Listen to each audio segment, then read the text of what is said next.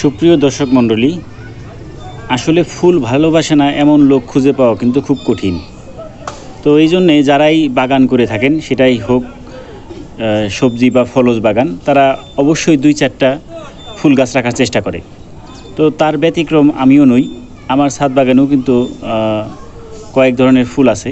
তার মধ্যে নয়নতারা, জবা, তারপরে গোলাপ, তো এই ধরনের ফুল আছে। তো দেখতে পাচ্ছেন আমার এখানে একটা নয়নতারা ফুল, এবং শীতকালীন একটা ফুল আছে যেটার নাম হচ্ছে ডায়ান্থাস। সেই ফুল কিন্তু এখনও আমার ছাদ বাগানে দেখেন বেঁচে আছে। আপনাদেরকে আমি একটু ক্লোজলি দেখাই। আপনারা যদি এটা একটু সুন্দরভাবে সংরক্ষণ করতে পারেন, এই কড়া রৌদ্রের মধ্যে না রেখে যদি ছায়াযুক্ত বা শেডি এরিয়াতে রাখতে পারেন, যেমন আমার এখানে কিন্তু যে উপরে দেখেন ছাদ আছে, এই কারণে এইখানটাতে কিন্তু অতটা রোদ লাগে না। এবং আমি যখন ফুল ফোটা শেষ হয়ে যায়, এই জায়গাগুলো আমি কেটে দিই। তাহলেই দেখা গেছে এই গাছগুলো কিন্তু এখনও দেখেন বেঁচে আছে। আমার মনে হচ্ছে যে এইভাবে চলতে থাকলে আগামী শীতের সিজন ইনশাল্লাহ এটা পেয়ে যাবে। এবং এইখানে আমি তেমন কিন্তু কোনো জৈব সারও ইউজ করি না। ওই রোপণ করার সময় আমি 50% জৈব সার আর 50% মাটি দিয়ে এটা রোপণ করছিলাম। আর এর মধ্যে শুধু 2বার বা 3বার খুব সম্ভবত সরিষার খোল যে পচা পানিটা আছে সেটা আমি দিছি আর কি, অর্থাৎ প্রতি মাসে 1বার করে দিছি হয়তো। আর এছাড়া এই যে চন্দ্রমল্লিকাও দেখেন আমার এখানে কিন্তু এখনও বেঁচে আছে, শীতকালীন যে ফুলটা।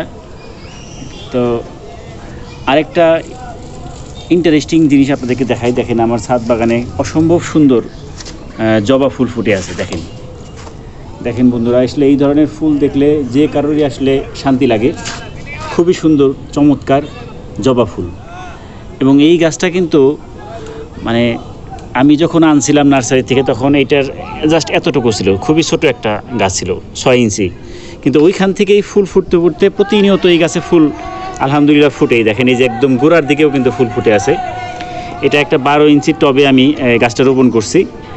এবং এই গাছ রোপণ করার সময় আমি জাস্ট এখানে ওই আমার যে আগের থেকে যে তৈরি করা যে মাটিটা থাকে, অর্থাৎ এই যে এইখানে আমি সবসময় কিন্তু এরকম মাটি রেডি করে রাখি। এই মাটিতে বিভিন্ন ধরনের জৈব উপাদান আছে, গোবর আছে, খোল, এছাড়া মাটি, ভার্মি কম্পোস্ট, কিচেন কম্পোস্ট, এছাড়া অল্প কিছু ডিএপি সার, রাসায়নিকের মধ্যে আরও টিএসপি কিছুটা। তো এই ধরনের এইসব দিয়ে আমি এইটা চাপা দিয়ে রাখছিলাম বেশ কিছুদিন। আমার এই মাটির বয়স 6 মাসের উপরে হয়ে গেছে। তো এইখান থেকে আমি মূলত কোনো গাছ রোপণ করার সময় এই মাটিটা আমি ব্যবহার করি। জাস্ট রোপণ করার সময় হয়তো বা আরেকটু এক্সট্রা হিসাবে কোকোপিট মিশিয়ে দিই। ছাদ বাগানে যে কোনো গাছ রোপণ করতে গেলে আপনি যদি সেখানে কোকোপিট মিশিয়ে দেন, সেখান থেকে অনেক ভালো উপকার পাবেন। এবং কোকোপিট কীভাবে আপনারা কোকো ব্লক কিনে সেখান থেকে কোকোপিট তৈরি করতে পারেন ঘরে বসে, সেই বিষয়ে কিন্তু আমার ছাদ বাগানের এই হারুন ব্লগ বিডিতে বিস্তারিত ভিডিও দেওয়া আছে, আপনারা দেখে নেবেন। তো যাই হোক, আমার এই জবা ফুলটা আসলে ছাদে আমি বিকালবেলা আজকে আসলাম, এসে দেখে খুব ভালো লাগলো, তাই ভাবলাম আপনাদের সাথে একটু শেয়ার করি। তো এবং এই গাছ কিন্তু খুব বেশি যত্ন চায় না। আমি কিন্তু এই দেখেন এখানে কিন্তু এই যে গাছের গোড়ায় কিন্তু বিভিন্ন আগাছাও হয়ে রয়েছে, ওরকম কিন্তু পরিষ্কারও করা হয় না। জাস্ট আমি এই গাছের গোড়ায় এখন শুধু সকালে পানি দিয়ে যদি মাটিটা শুকিয়ে যায়, আর ওই যে মাসে একদিন আমি খোল পচা যে পানিটা, এটা আমি দিই। আর 2-1বার হয়তো ফাঙ্গিসাইড স্প্রে করছিলাম। তাছাড়া দেখেন গাছটা কিন্তু আলহামদুলিল্লাহ যথেষ্ট হেলদি আছে। এবং মাটির টবে যে কোনো ফুল গাছ বা যে কোনো গাছ কিন্তু খুব ভালো হয়। তবে মাটির টবের একটাই সমস্যা, সেটা হলো ঝড়ে অনেক সময় টবটা যদি পড়ে যায় সেক্ষেত্রে ভেঙে যেতে পারে। তাছাড়া অন্য কোনো সমস্যা নেই। তো এই ধরনের জবা ফুল গাছ যদি আপনারা 2-4টা আপনাদের ছাদ বাগানে রাখেন, আপনার বাগানেরও সৌন্দর্য বৃদ্ধি পাবে এবং আপনার এটা দেখতে ভালো লাগবে। এবং এখানে আরেকটা কথা বলে রাখি, আপনাকে অবশ্যই ভালো জাতের জবা ফুল গাছ বা যে কোনো গাছই আপনি যদি ভালো ফলন পেতে চান, সেক্ষেত্রে কিন্তু সেখানে আপনার ভালো জাতের চারা সংগ্রহ করতে হবে।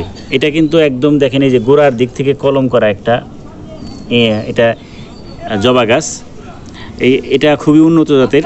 এবং অল টাইম এই গাছে কিন্তু একটার পর একটা ফুল ফুটতেই থাকে। এই যে এখনই দেখেন ইনস্ট্যান্ট 2টা ফুল কিন্তু এখানে ফুটে আছে।